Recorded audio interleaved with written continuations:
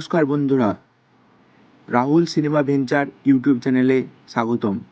আজ রিভিউ করব সদ্য প্রকাশিত আলোচিত বাংলা চলচ্চিত্র গৃহপ্রবেশ নিয়ে।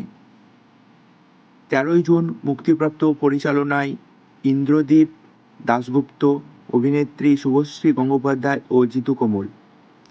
কাস্টিক্যাল টোনে নববধূ তিতলি স্বামীর অনুপস্থিতিতে শ্বশুরবাড়ির একাকী সময়ের সাথে ঘর জীবনের ভার যন্ত্রণা হয়ে ওঠে।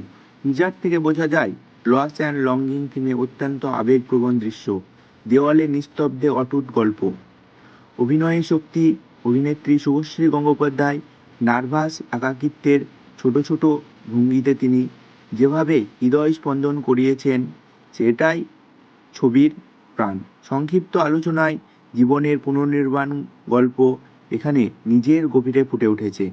অভিনেতা জিতু কমল তার চারিত্রিক আবেগ সূক্ষ্মভাবে ধরে প্রেম বিচ্ছেদের মিশ্রণ তার আবেগে স্পষ্ট করেছেন।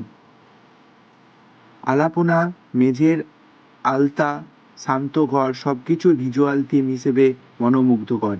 ইন্দ্রদীপ দাশগুপ্তের নির্দেশনায় ছবি যেন এক বাড়ির অন্তর্দৃষ্টি উপহার দেয়।